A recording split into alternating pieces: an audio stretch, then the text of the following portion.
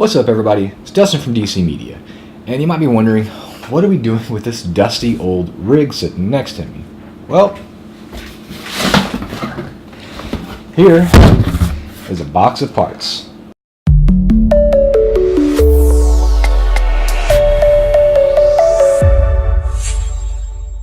So this rig actually belongs to one of my friends here in Oklahoma City. Now, this rig's been a little older, it's a little dated. It's got an i7-950 on an X58 motherboard. It's got 24 gigs of DDR3, a couple SSDs, it's got an HDD in it.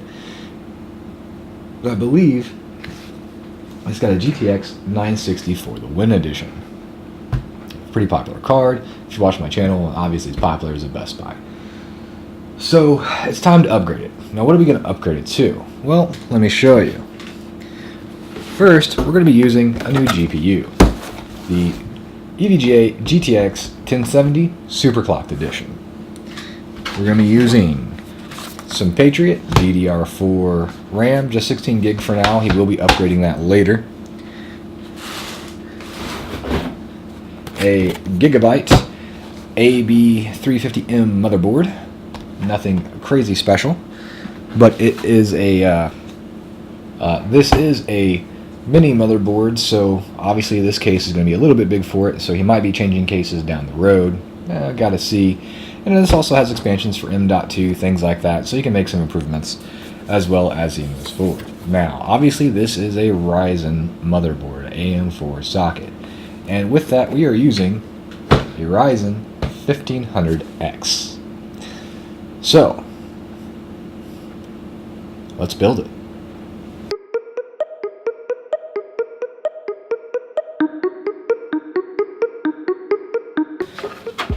Now in this case, anyone is curious how dirty this rig really is, he really needs to clean it.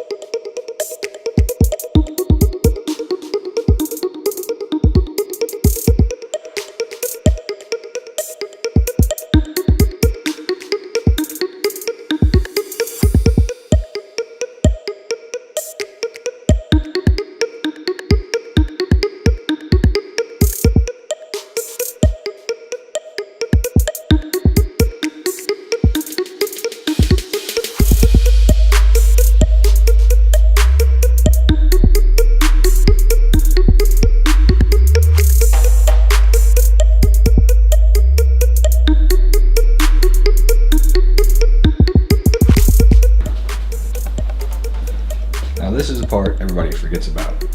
Just because this is all nice and cable managed doesn't mean that any of the cable management is going to work for the new build, so we're going to cut all this, and then when we come back, we're going to install all the new stuff.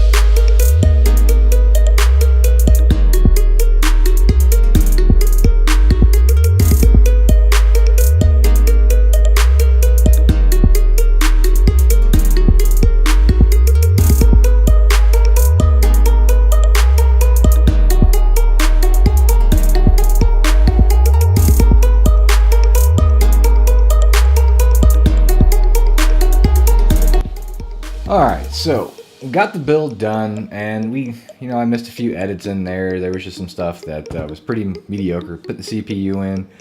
You guys have seen that a million times. It is no different than AM4 than it is from AM3. There was a difference as far as putting the cooler on that I didn't cover. You guys seen that on probably some other build logs. You have to unscrew the bracketry that's on from the manufacturer, and then this cooler, which is the factory cooler, just screws right on. Now, if you're wondering why we didn't use the Cooler Master cooler that was actually installed on the i7, well, it's pretty simple. We didn't have the AM4 Plus bracket, so we had to use this. The studio view are also going to notice when we're B-rolling the backside of the case, there's going to be some wires hanging up in the top. That's actually some front fans that we couldn't install. Oversight on our part, we didn't actually look at how many fan headers there were on the motherboard. There's only two, one for the CPU, one for the system. Super very basic motherboard, and unfortunately I just overlooked that. That is my fault. So now we're gonna have to get a fan hub in order to actually utilize the two front fans in the case. But with that being said, this is way too big of a case, obviously.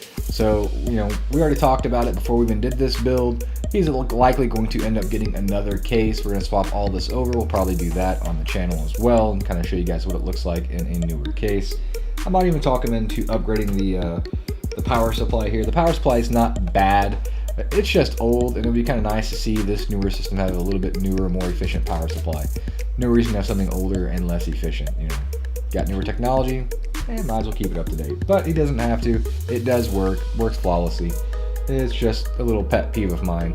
Not to mention it'd be nice not to have all those wires down here on the back side of the power supply, sticking out. We could make a power supply shroud, and we still might.